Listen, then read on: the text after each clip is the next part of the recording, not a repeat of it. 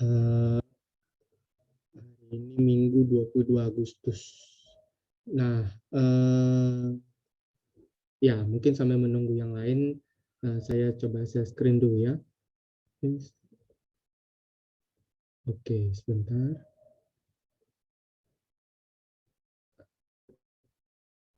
Oke, apakah sudah terlihat? Semoga sudah ya.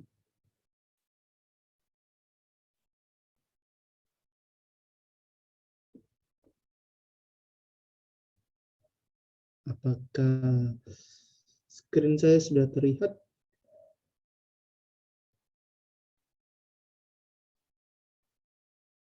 Oke.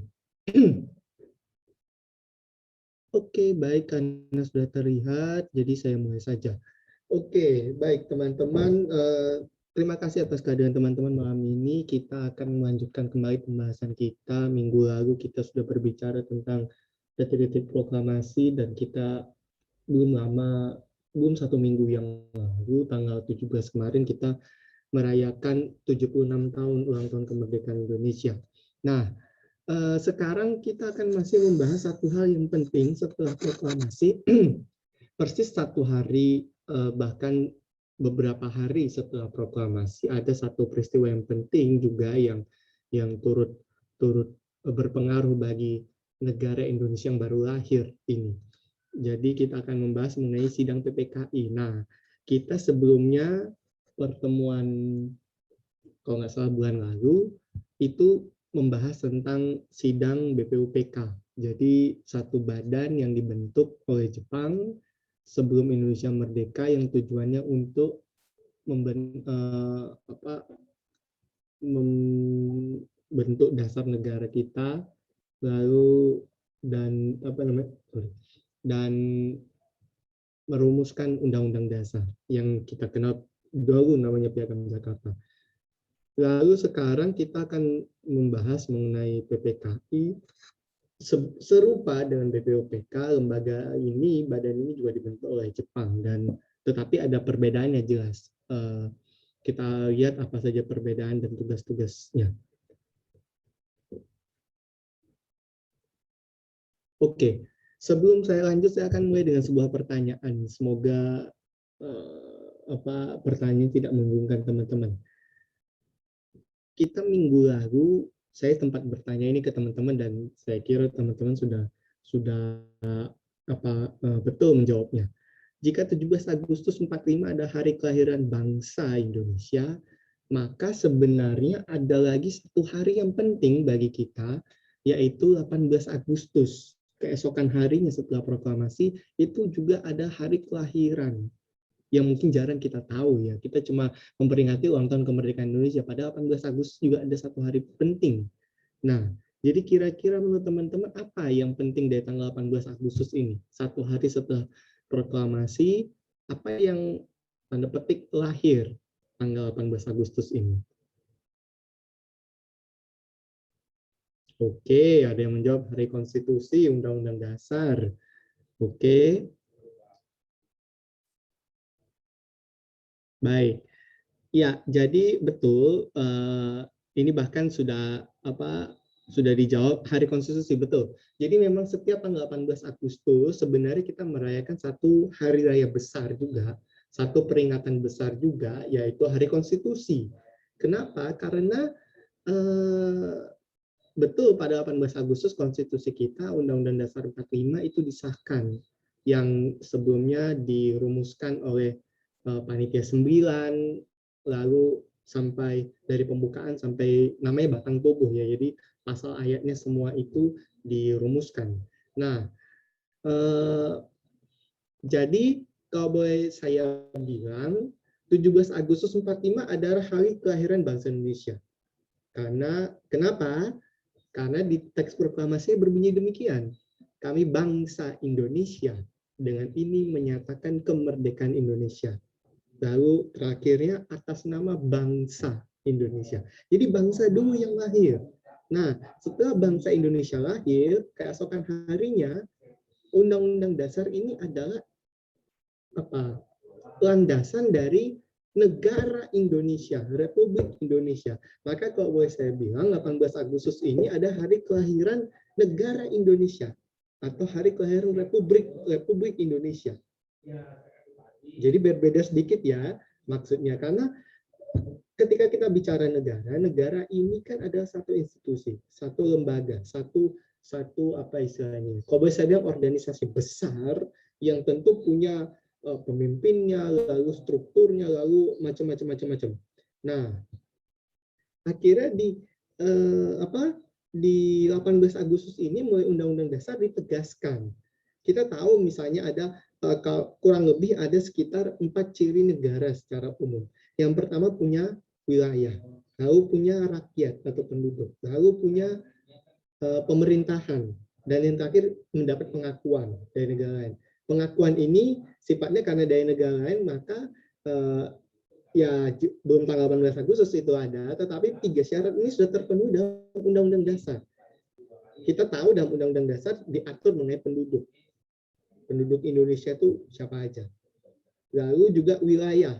Hanya sayangnya memang ketika di naskah aslinya tahun 45 memang tidak disebutkan secara khusus, tetapi nanti di Undang-Undang Dasar yang setelah di amandemen tahun 2099 sampai 2002 itu nanti dibahas wilayah Indonesia itu mana aja. Tetapi memang kita tahu sebelumnya bahwa wilayah Indonesia itu ditetapkan dari yang kita kenal sekarang Sabang sampai Merauke. Tetapi memang ada wilayah yang belum masuk ke Indonesia, yaitu wilayah yang kita kenal sebagai Nugini Belanda atau Irian Barat kita kenal. Jadi pada waktu itu belum masuk. Nah, lalu ada pemerintahan. Nah, pemerintahan ini jelas terlihat dalam Undang-Undang Dasar. Di Undang-Undang Dasar diatur siapa yang memimpin. Presiden, ada wakil presiden, lalu ada kementerian, lalu ada lembaga-lembaga tinggi negara, MPR, DPR, lalu ada kekuasaan kehakiman, pengadilan, dan segala macam. Jadi memang disitulah kurang lebih 3 ciri negara ini terpenuhi, sehingga 18 Agustus kita boleh bilang itu ada hari kelahiran negara Indonesia. Jadi bangsanya dulu lahir tanggal 17, 18-nya negaranya lahir, institusinya, badannya lahir. Bangsa itu kan sifatnya kultural, jadi sifatnya budaya. Bangsa Indonesia ini bangsa yang beragam karena budayanya beragam. Dia tidak seragam tapi beragam. Lalu bangsa ini diatur gitu ya, dijalankan oleh negara, oleh institusi yang namanya negara. Itu sebagai pengantar. Oke, selanjutnya. Nah, kita akan flashback sedikit ketika kita juga berbicara tentang sebelum Indonesia merdeka, kita akan kembali lagi ke pertemuan 3 tokoh. Tentu teman-teman sudah tahu siapa aja mereka, Muhammad Hatta, Dr. Rajima, dan Soekarno bertemu dengan Panglima Terauchi Saichi di Saigon atau di Dalat, Vietnam tanggal 7 Agustus. Nah, tujuan mereka sebenarnya apa ke sana? Tujuannya adalah mereka bertemu Panglima untuk membahas janji pemberian kemerdekaan. Janji pemberian kemerdekaan ini dia diwujudkan, dinyatakan dalam pembentukan PPKI. Jadi kita tahu setelah BPUPK selesai merumuskan dasar negara dan undang-undang dasar, tugasnya dianggap selesai sehingga dibubarkan. Nah, setelah itu badan yang lebih khusus lagi untuk mengelola hal-hal yang lebih mendetail, karena kan BPUPK ini sifatnya kayak mendasar ya, dasar negara, undang-undang dasar itu kan sesuatu yang sangat umum. Nah, hal-hal yang lebih khusus, yang lebih spesifik, yang lebih detail, itu nanti akan dikerjakan oleh PPKI. Nah, cuma menariknya memang dari berbagai sumber tidak begitu sepakat menyatakan tanggal berapa BPK ini dibentuk. Beda sama BPUPK misalnya. Nah, PPKI ada yang mengatakan tanggal 7 ketika Soekarno, Hatta, dan Dr. Rajiman ke Dalat. Jadi mereka bertiga, berdasarkan kesaksiannya Soekarno, mereka bertiga pergi sekitar subuh ya, jam 5 pagi, lalu tiba di dalat sekitar ya masih pagi, lalu bertemu, lalu membahas mengenai bagaimana Indonesia akan merdeka. Janji pemberian kemerdekaan, ya sorry itu kayak agak kebaik. Janji pemberian kemerdekaan Indonesia dari Jepang, gitu maksud saya, jadi agak sedikit kebaik. Nah, ada yang alasannya tanggal 7 demikian. Lalu ada yang mengatakan tanggal 9.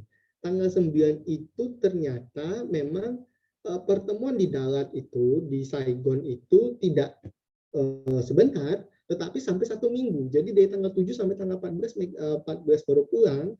Selama 1 minggu kurang lebih itu, mereka membahas mengenai bagaimana janji kemerdekaan itu akan direalisasikan, diwujudkan.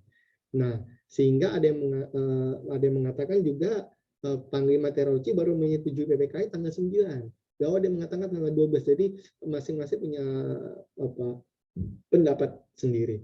Nah, tetapi pada intinya, meskipun ya tanggal pembentukan kurang jelas, tetapi setelah Soekarno, Hatta, dan Dr. Rajiman pulang ke Indonesia tanggal 14 Agustus, mereka sudah membawa nama-nama anggota PPKI. Mereka sudah ditunjuk langsung oleh Panglima Terauchi bahwa Soekarno dan Hatta menjadi ketua dan wakil ketua PPKI. Lalu mereka diberikan wewenang untuk memilih anggota-anggotanya, lalu membentuk atau segera untuk bertemu untuk membahas bagaimana hal-hal detail soal kemerdekaan itu. Nah, ternyata kita tahu tanggal 14 Agustus mereka tiba, 15 Agustus besoknya Jepang menyerah kepada sekutu. Lalu didengar oleh Sultan Syarif. Nah, padahal tanggal 16 Agustus Soekarno merencanakan PPKI akan bersidang tanggal 16.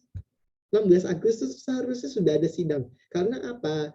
Akan direncanakan bagaimana kemerdekaan itu akan diberikan kurang lebih, ada yang mengatakan tanggal 24, ada yang mengatakan tanggal 25 Agustus. Nah, jadi 16 Agustus ini adalah sidang pertama PPKI yang direncanakan akan membahas kapan proklamasi dilakukan dan pengesahan Undang-Undang Dasar dilakukan. Karena itu adalah 2 poin utama yang harus dikerjakan PPKI berdasarkan pertemuan di Vietnam itu, di Saigon itu. Jadi 2 tugas utama harus diselesaikan. Proklamasi, atau bahasanya bukan proklamasi, pemindahan kekuasaan dari Jepang ke Indonesia. Lalu yang kedua, pengesahan Undang-Undang Dasar. Karena kan Undang-Undang Dasar sudah dirumuskan, tinggal disahkan aja, diresmikan. Nah, lalu meskipun demikian, memang PPKI ini secara langsung tidak pernah dilantik oleh Jepang.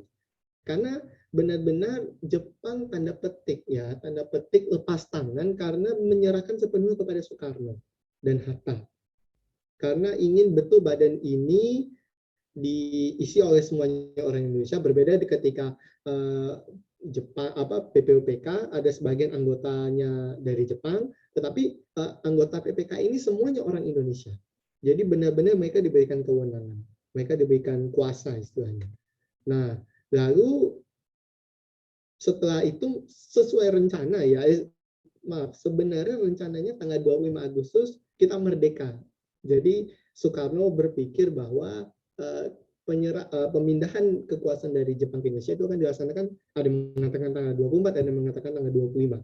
Nah, jadi itu sebenarnya rencananya demikian. Cuma ternyata semuanya berubah total. Karena apa? Kita tahu tanggal 16 Agustus ketika Soekarno dan Hatta akan berencana memimpin sidang PPKI, ternyata mereka diamankan ke Rengas Dengklok oleh para pemuda, sehingga praktis PPKI pada waktu itu tidak bisa bersidang. Ada yang cerita mengatakan bahwa anggota PPKI itu sudah tiba di tempat sidang, tetapi menunggu Soekarno-Hatta tidak datang-datang. Akhirnya mereka membubarkan diri. Karena tidak ada pemimpinnya. Sehingga betul-betul 16 Agustus yang harusnya ada sidang itu tidak terjadi. Dan kita tahu 16 Agustus itu Soekarno-Hatta diamankan lama ya, hampir sehari penuh. dari subuh sampai bahkan 17 Agustusnya mereka tidak langsung pulang ke rumah Soekarno, tetapi harus ke rumahnya Maedadu untuk merumuskan proklamasi yang tadinya pengennya tanggal 25, akhirnya dimajukan tanggal 17 karena landasannya antara lain Jepang sudah menyerah. Alasannya karena Jepang sudah menyerah, maka dianggap janji itu sudah basi gitu istilahnya. Tidak ada gunanya lagi menunggu sekian lama, toh juga Jepang sudah menyerah. Apa lagi yang mau ditunggu gitu kan? Itu. Jadi mengapa akhirnya rencana ini tidak terjadi. Nah, oke, tadi saya sudah sebutkan secara sekilas apa tugas PPKI ya. Oh iya, PPKI ada yang tahu kan kepanjangannya apa? Ini saya dari tadi ngomong PPKI, tapi saya lupa menyebutkan kepanjangannya. Ada yang tahu kan? Apa jangan-jangan semua pada bingung ini PPKI apa dah?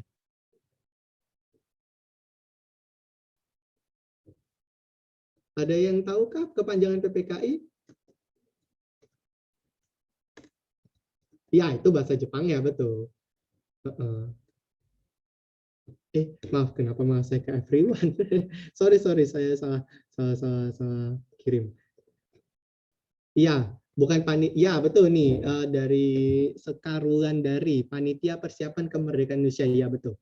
Jadi sesuai namanya, Panitia Persiapan Kemerdekaan.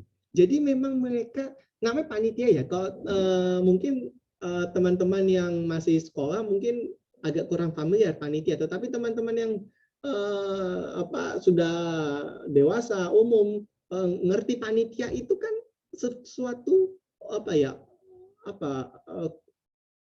organisasi yang singkat. Orang-orang panitia itu kan ada acara tertentu, mereka yang menghandle itu. Jadi dan itu kan sangat cepat ya, tidak lama. Itulah mengapa disebut panitia. Beda dengan badan penyelidik usaha-usaha persiapan kemerdekaan. Nah, karena badan ini sifatnya namanya badan ya, just lebih besar dan tugasnya jauh lebih berat. Makanya durasinya lama. Kita lihat BPUPK sekitar bulan Mei dibentuk, bahkan sejak dari April sebenarnya sudah digagas, bulan April 45, lalu akhirnya sampai bulan Juli baru selesai bekerja untuk menyelesaikan rancangan Undang-Undang Dasar yang kita kenal sebagai Piagam Jakarta. Sehingga durasinya sangat panjang, makanya disebut sebagai badan. Tugasnya besar. Nah ini panitia. Panitia itu kan suatu kumpulan orang yang punya tugas yang sangat spesifik dan jauh lebih sedikit jelas dibandingkan badan, dan juga durasinya singkat karena mereka ibaratnya ya hanya mempersiapkan satu acara aja. Apa yang disiapkan? Kemerdekaan. Jadi memang dalam bayangannya dulu bayangannya Soekarno, Hatta, dan Dr. Rajiman ketika bertemu di Saigon itu, di Dalat itu, mereka berpikir bahwa ketika 25 Agustus kemerdekaan diberikan, selesai, sudah, itu tugas PPK sampai situ aja, karena sampai situ aja selesai, namanya juga panitia. Nah itu juga yang akhirnya dijabarkan bahwa tugas PPK ini sebenarnya singkat, tidak banyak, hanya meresmikan pembukaan, tidak perlu lagi menyusun, tapi tinggal meresmikan karena sudah pernah dirumuskan sebelumnya, lalu menyiapkan pemindahan kekuasaan. Nah ini Jepang lebih senang menggunakan kata pemindahan kekuasaan dibandingkan proklamasi kemerdekaan. Jadi agak sedikit berbeda ya, tapi pada intinya memang sebenarnya sama. Intinya sama. Bagi orang Indonesia, mereka menganggap itu proklamasi. Pengumuman kemerdekaan. Pernyataan kemerdekaan. Tetapi bagi Jepang itu pemindahan kekuasaan karena waktu itu Jepang yang berkuasa di Indonesia. Lalu ketika Indonesia ingin memerintah sendiri, ya dia harus meminta kuasa dari pemerintah sebelumnya, yaitu Jepang. Nah, itu perbedaan cara pandang saja. Nah, lalu yang ketiga, menyusun segala hal yang menyangkut tata negara. Nah, ini. Jadi, hal-hal yang lebih spesifik soal tata negara, soal siapa presidennya, siapa menterinya, lalu wilayah Indonesia yang mana aja, dan segala macam, ini diatur oleh PPKI. Tidak diatur secara mendetail waktu di BPUPK, tetapi diatur lebih mendetail di PPKI. Jadi itu tugasnya sangat spesifik, sangat singkat, dan jelas anggotanya lebih sedikit. Nah, Oke, saya lanjut dengan sebuah pertanyaan lagi. Teman-teman, apakah bisa menebak berapa jumlah anggota PPKI? Tadi saya sudah menyebut clue-nya. Tanpa teman-teman perlu tahu angkanya, tadi saya sudah menyebut clue-nya. Teman-teman harusnya bisa menebak berapa jumlah anggotanya.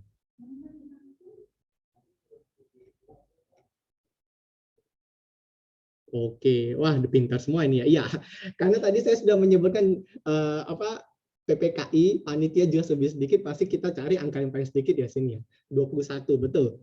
Nah, tetapi dengan catatan memang ketika pertemuan selama hampir 1 minggu di Dalat itu, apa namanya, Soekarno, Hatta, dan Dr. Rajiman itu mengajukan 21 nama, termasuk mereka sebagai anggota PPKI. Dan Jenderal Panglima Terauchi terima-terima saja karena itu memang tanda petik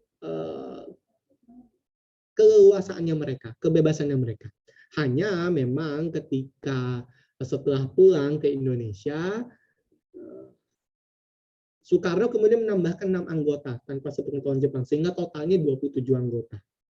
Dan notabene 27 anggota ini, nah ini akan menjawab pertanyaan, mengapa kita menyebutnya PPK dengan I, padahal BPUPK tanpa I, nah gitu loh. Ini kira-kira ada teman-teman yang, kalau mungkin teman-teman ikut pertemuan bulan lalu, saya membahas mengapa namanya bukan BPUPKI, tapi BPUPK, sedangkan PPKI namanya harus ada I-nya. Nah ini, ada teman-teman yang punya pendapat, kira-kira kenapa harus ada I, kenapa harus ada Indonesia di PPKI itu, kenapa BPUPK tidak, nah gitu.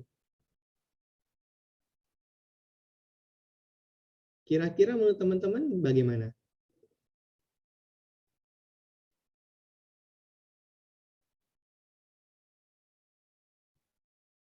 Apa malah bingung?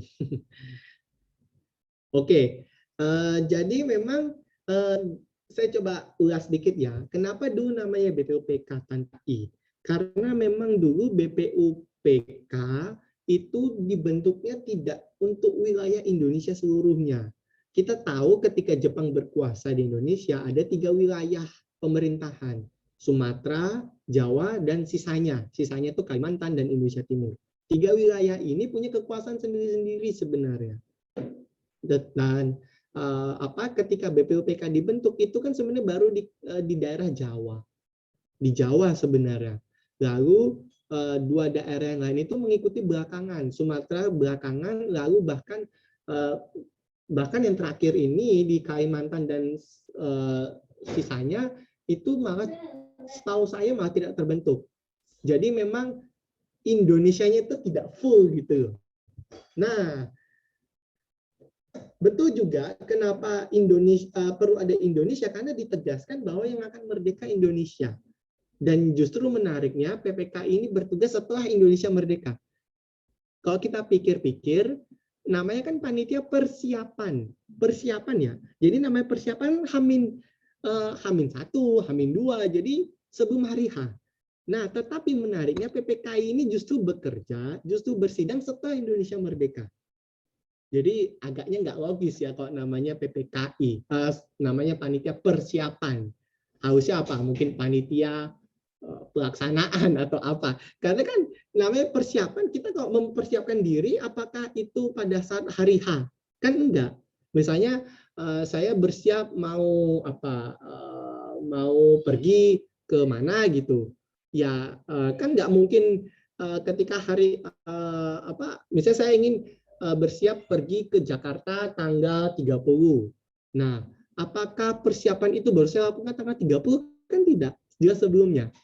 Jadi ya ini hanya saya ini coba mengajak teman-teman coba berpikir lebih mendalam saja. Oke, tetapi memang PPKI itu sendiri teman-teman itu adalah diisi oleh orang-orang yang memang lebih dipentingkan asas kedaerahan, bukan berdasarkan ideologis. Jadi maksudnya begini, nanti teman-teman ketika mencari 21 plus 6 anggota PPKI itu, hampir seluruh wilayah Indonesia terwakili. Yang dimaksud wilayah Indonesia di sini adalah Indonesia sekarang minus Papua Barat. Minus Papua dan Papua Barat gitulah kalau gue tak bilang. Karena waktu itu masih dikuasai Belanda. Nah, jadi bedanya dengan BPUPK anggotanya hampir sebagian besar didominasi orang Jawa, sedikit orang Sumatera, dan justru lebih banyak orang Tionghoa dan Jepang. Perwakilan dari waktu itu memang ada perwakilan dari Maluku namanya Mr. Latu Harhari, tetapi ya hanya satu. Yang dari Kalimantan, dari Sulawesi, dari Sunda Kecil itu belum ada gitu. Jadi memang keterwakilan gitu ya, seakan-akan Indonesia itu belum terwakili seluruhnya kalau gue tak bilang itu. Tetapi di PPKI ini meskipun anggotanya lebih sedikit hanya 27, tetapi keterwakilannya lebih terlihat. Orang-orang Sumatera terwakili, Jawa terwakili, Sunda Kecil terwakili, Kalimantan terwakili, Sulawesi terwakili, dan Maluku terwakili. Sehingga Indonesianya itu terpenuhi gitu kalau gue tak bilang ya. Jadi memang karena ya sesuai namanya kan PPKI ini kan akan membahas satu hal yang lebih spesifik dan jelas karena sesuatu hal yang lebih khusus, apalagi menyangkut seluruh wilayah Indonesia, makanya harus ada perwakilan orang-orang dari wilayah yang akan jadi Indonesia. Kalau dulu BPUPK itu karena perlu berpikir, kan penyelidik ya, jadi orang harus berpikir gitu, makanya kayak dasar negara, undang-undang dasar ini kan perlu otaknya, perlu yang encer gitu ya istilahnya. Jadi makanya kalau teman-teman cari misalnya ya jumlah sekitar totalnya sebenarnya 69 ditambah 9, 78 anggota. Itu teman-teman kok lihat jumlah anggotanya, nama-nama anggotanya, itu gelarnya profesor, doktor, mister. Jadi orang-orang yang sudah berpendidikan tinggi. Jadi memang kelihatan bedanya ya dari segi keanggotaan. Nah, itu perbedaannya. Nah, lalu akhirnya rencana yang tadi saya paparkan di awal itu akhirnya berubah total toh. Yang tadinya kemerdekaan akan dibawa tanggal 25 Agustus, akhirnya maju 1 minggu, 17 Agustus. Nah, lalu akhirnya langsung tidak lama setelah itu, PPKI bersidang. Tidak tanggung-tanggung, 3 kali mereka bersidang dalam waktu yang hampir dekat. Tidak sampai 1 minggu mereka selesai bersidang. 18 Agustus, 19 Agustus, dan terakhir 22 Agustus. Sidang ketiga. Makanya hari ini 22 Agustus sebenarnya kita kalau boleh dibilang memperingati juga 76 tahun sidang ketiga PPKI. Nah, isi dari hasil sidang ketiga PPKI kita akan bahas ya. Oke, ini salah satu foto sidang PPKI dan kita tahu sana jelas ada sosok yang kita tidak asing yang berdiri ini jelas siapa lagi kalau bukan Soekarno ya. Oke. Nah, kita mulai dari hasil sidang pertama. Nah, sidang pertama tanggal 18 Agustus tadi teman-teman sudah sampaikan dan saya juga sudah sampaikan di awal bahwa yang paling utama mereka lakukan pertama apa? Tugasnya mereka apa? Hal yang paling utama PPKI ini lakukan adalah mengesahkan Undang-Undang Dasar karena sesuai tugasnya mereka. Mereka dibentuk untuk itu gitu. Kalau mereka tidak melakukan itu ya salah. Ini karena tugas paling utama mereka itu. Mereka hanya perlu mengesahkan, tidak perlu lagi membahas secara mendetail, karena itu sudah dirancang oleh BPUPK. Cuma menariknya adalah teman-teman ketika sebentar ya. Oh ini dia. Nah, ketika UUD 45 itu disahkan tanggal 18 Agustus, konstitusi kita disahkan, ada perubahan. Ada sedikit perubahan dibandingkan naskah hasil BPUPK dengan PPKI ini. Ada yang tahu teman-teman perbedaannya apa? Ada dua poin utama perbedaan yang memang ini satu hasil dari tanda petik perdebatan sengit. Terutama karena kita tahu di PPKI ini ada orang-orang dari luar Jawa, Sumatera, yang notabene dari Indonesia Timur, yang kalau saya sebutkan nanti malah teman-teman udah tahu, yang jelas berbeda dengan orang Sumatera dan Jawa. Apa dua hal ini yang menurut teman-teman sangat sangat krusial, sangat sangat penting yang akhirnya diubah dalam Undang-Undang Dasar 45 18 Agustus ini? Apa? Ada yang tahu tidak?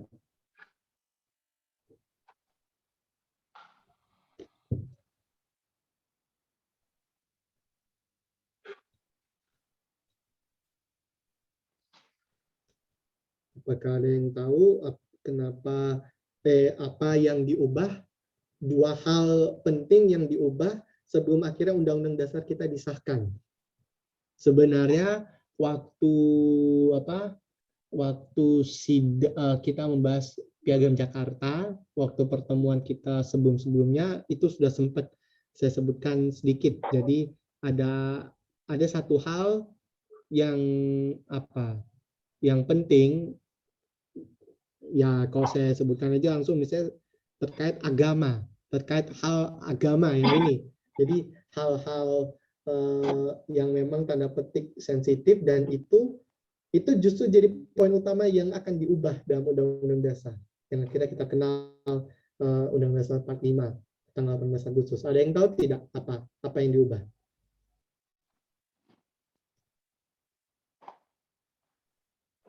Oke, ada yang jawab silakan ke satu. Ada lagi?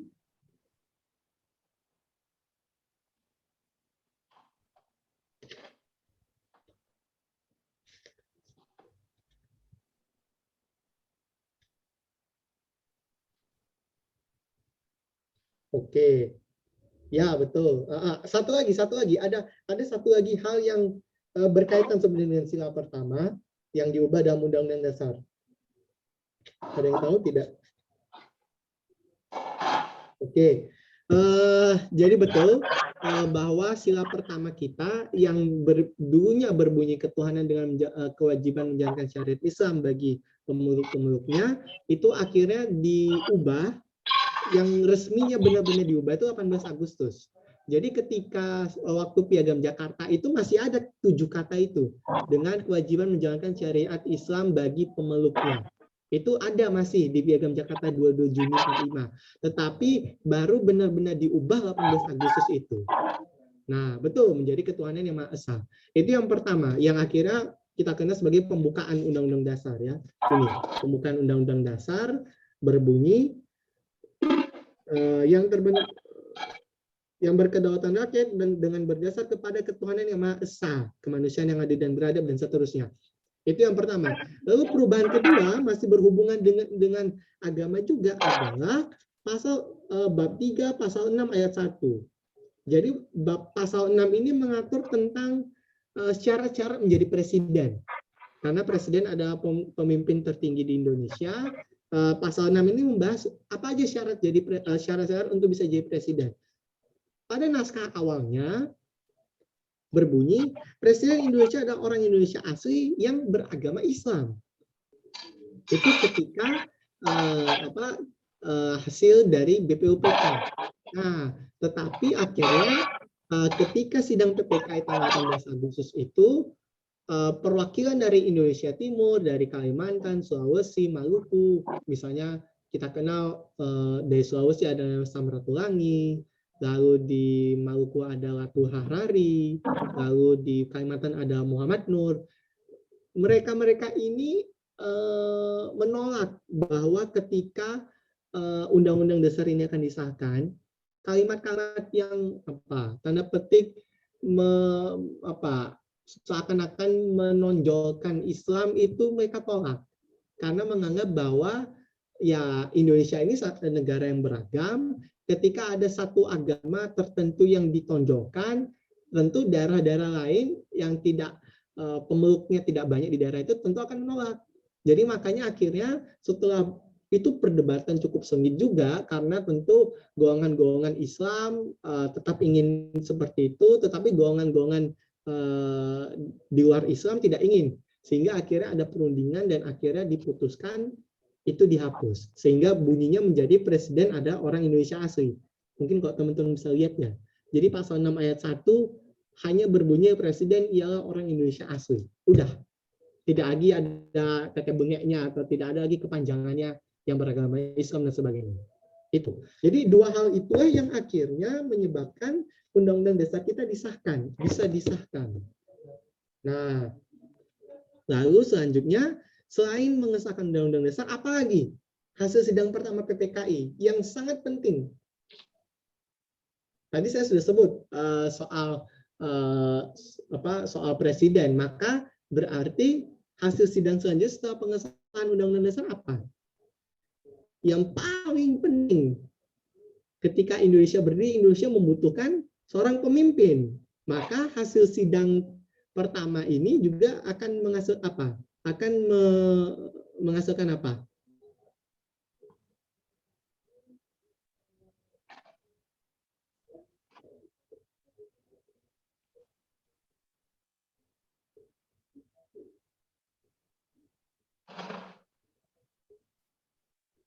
Ya, jadi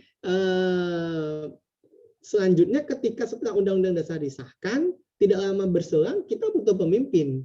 Dan langsung saja kita memilih waktu itu secara ditunjuk begitu ya, karena tidak waktu itu juga siapa lagi yang dicalonkan kalau bukan Soekarno Muhammad Hatta.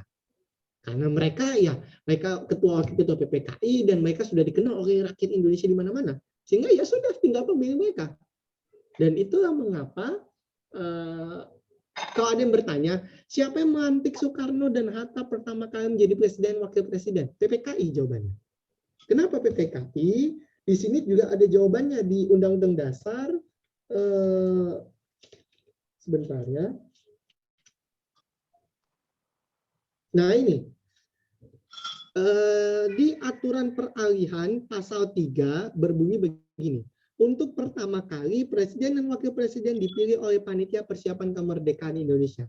Jadi memang betul mereka PPK yang memilih. Ya betul, karena waktu itu jelas belum ada pemilihan presiden ya, itu nanti. Nah, jadi memang PPK inilah yang akhirnya memilih Soekarno-Hatta sebagai presiden wakil presiden. Lalu yang ketiga juga yang penting adalah membentuk komite nasional. Komite nasional ini adalah badan semi parlementer yang pembantu presiden. Dia adalah badan yang akan menjadi kita kenal sekarang sebagai MPR, sebagai DPR. Nah ini leluhurnya, nenek moyangnya MPR, DPR itu ini kita kenal sebagai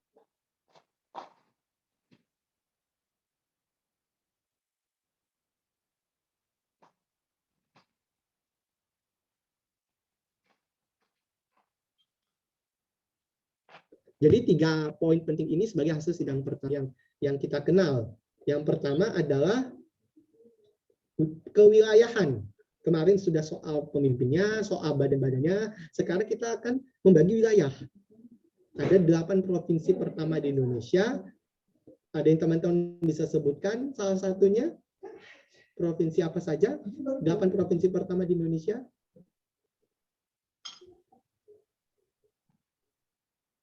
Nah, ini dari warnanya itu sudah jelas ini ya.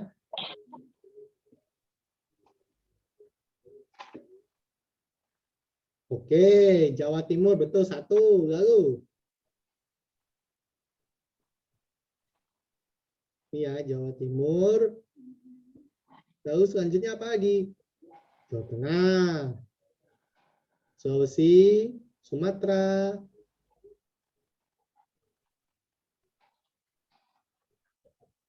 Jawa Barat. Kurang lagi berapa? 3. Baru 5.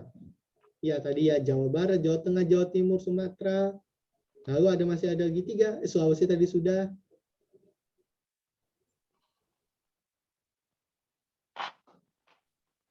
Waktu itu namanya bukan Bali loh ya.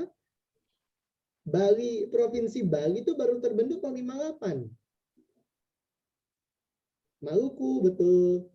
Dan Malukunya lebih luas dari Maluku yang sekarang ya. Dulu Maluku dan Maluku Utara itu menjadi satu. Provinsi Maluku namanya. Lalu apa lagi? Dua provinsi lain yang belum. Ya, waktu itu namanya Kalimantan. Jadi, mengapa ada pembedaan nama ya? Saya coba ulas sedikit. Borneo, ketika teman-teman menyebut Borneo pada waktu itu, tahun 40-an, Borneo yang dimaksud adalah ini, Borneo Utara. jajahannya Inggris yang kita sekarang kenal sebagai Sabah dan Sarawak, itu Borneo. Lalu untuk menyebut jajahan oleh Belanda dan Jepang itu disebutnya Kalimantan. Jadi ketika teman-teman menyebut Kalimantan, jelas yang akan dipikirkan adalah ini wilayah Indonesia. Lalu Borneo wilayah utaranya. Lalu terakhir, dulu namanya bukan Bali, teman-teman. Bali, NTB, Nusa Tenggara Barat, Nusa Tenggara Timur, itu akan jadi provinsi yang terpisah-pisah nanti tahun 58. Nah, dahulu sebelum jadi provinsi yang terpisah-pisah, mereka jadi satu provinsi besar, namanya apa?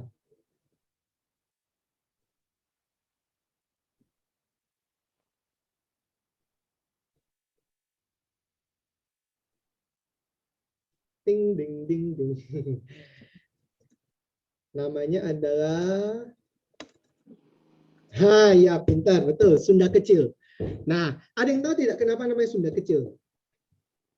Kalau ada Sunda Kecil berarti ada Sunda Besar dong. Ya, jadi memang karena ada Sunda Kecil maka ada Sunda Besar. Teman-teman apakah ada yang tahu yang dimaksud Sunda Besar itu yang mana? Sunda Kecil itu adalah Bali, NTB, NTT.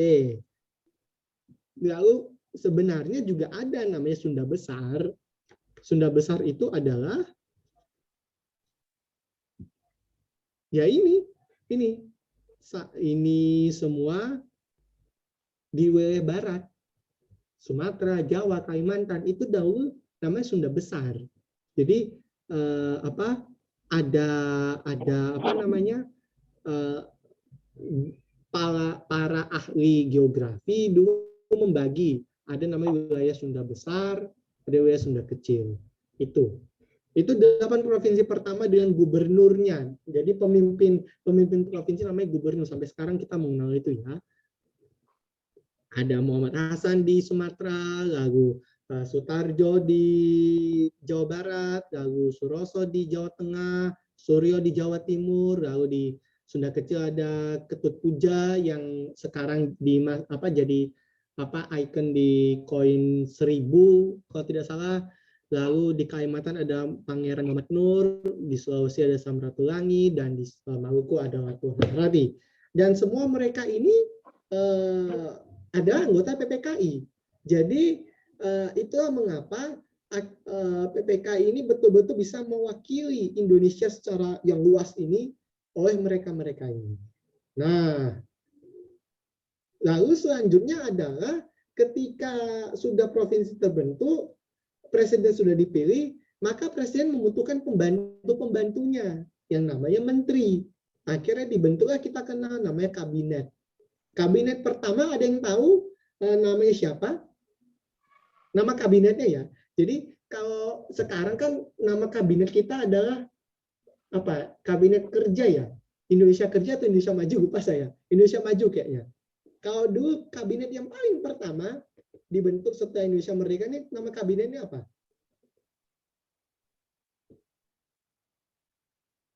Oh belum. Orde Lama itu nanti.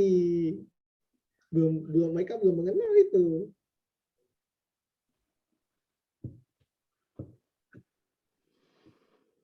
Apakah teman-teman ada yang tahu namanya ini? Saya ketikkan saja. Kabinet presidensial. Apakah ada mungkin teman-teman, apaan ini kabinet presidensial? Nah, jadi pada waktu itu kenapa namanya kabinet presidensial? Kata kunci di presiden ya. Presidensial berarti segala kekuasaan itu memang tertinggi ada di presiden. Sistem pemerintahan presidensial itu berarti presiden sebagai kepala negara sekaligus kepala pemerintahan. Agak berbeda dengan negara-negara parlementer, misalnya seperti Malaysia, yang kepala negaranya raja atau sultan, lalu kepala pemerintahan perdana menteri. Di banyak negara lain seperti itu, tetapi di Indonesia kepala negaranya presiden, kepala pemerintahan juga presiden. Sehingga presiden ini tidak hanya sebagai simbol, tetapi juga menjadi orang yang mengatur pemerintahan. Dan tentunya dia harus dibantu dengan para menteri. Nah, itulah mengapa namanya kabinet presidensial. Dan nanti kita kenal menteri-menterinya, waktu itu ada 12 menteri, ditambah 4 menteri negara. Ya, ini secara sekilas saja, dalam negeri, luar negeri, kehakiman, pengajaran, pendidikan, kebudayaan, pekerjaan umum, perhubungan, keuangan, kemakmuran, kesehatan, sosial, keamanan rakyat, penerangan. Jadi memang kementerian dulu namanya departemen ya, sekarang kementerian, itu adalah badan-badan yang memang sangat spesifik tugasnya. Misalnya kayak Departemen Pengajaran Pendidikan Kebudayaan. Menterinya kita kenal sekali, Ki Hajar Dewantara. Tugasnya jelas soal bagaimana menyusun pendidikan dengan cara Indonesia dan sebagainya dan sebagainya. Jadi memang mereka inilah tanda petik pembantu-pembantu pertamanya Soekarno dan Hatta. Lalu yang terakhir sidang ketiga PPKI ada namanya Komite Nasional Indonesia. Ini kembali menegaskan kembali hasil sidang yang pertama, karena Komite Nasional Indonesia ini ada dua, di tingkat pusat di Jakarta, lalu di daerah-daerah. Ya seperti kalau kita kenal sekarang ada namanya DPR di Jakarta, lalu ada DPRD, Dewan Perwakilan Rakyat Daerah di masing-masing wilayah. Itu cikal bakalnya adalah KNI.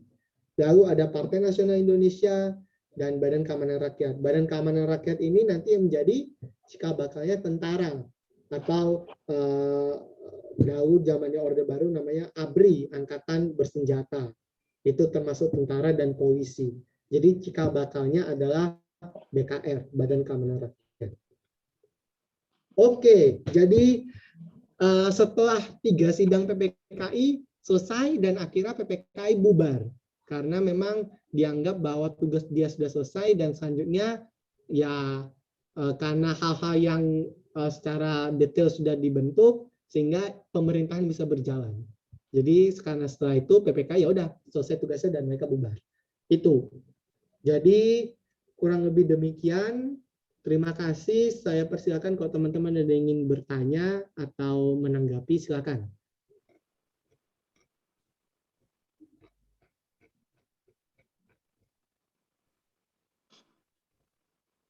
Oke. Nah, ini sebentar, saya ingin menanggapi ada satu yang menarik. Ini ada tadi saya menyebutnya ABRI ya, pakai B ya, Angkatan Bersenjata, bukan APRI. Kalau APRI itu Angkatan Perang Republik Indonesia, itu nanti ada kaitannya setelah tahun 50-an, itu nanti ada pergolakan, ada pemberontakan di dalam negeri, terutama karena soal ketentaraan ya. Jadi memang pada waktu itu memang karena jumlah tentara ex-PETA, jadi mantan tentara-tentara yang dahulu dibentuk oleh Jepang, PETA dan Heiho ini, ada sebagian besar yang tidak ingin bergabung ke BKR atau yang jadi TNI nantinya. Mereka ada yang ingin membentuk kesatuan sendiri. Salah satunya nanti kesatuannya namanya APRI, Angkatan Perang ini. Dan akhirnya setelah itu ya ditumpaskan, lalu akhirnya ya menjadi satu semua. Kita kenal nanti TNI, kalau ada polisi. Lalu nanti mereka melebur menjadi ABRI, Angkatan Bersenjata. Lalu nanti setelah reformasi pecah lagi, TNI sendiri, tentara sendiri, polisi sendiri. Begitu sekilas. Oke, gimana nasib orang Jepang dan orang Indo keturunan Jepang setelah Indonesia merdeka? Nah, ini menarik. Jadi memang setelah Indonesia merdeka, kita tahu bahwa situasi terutama di Jakarta pada waktu itu tidak baik-baik aja.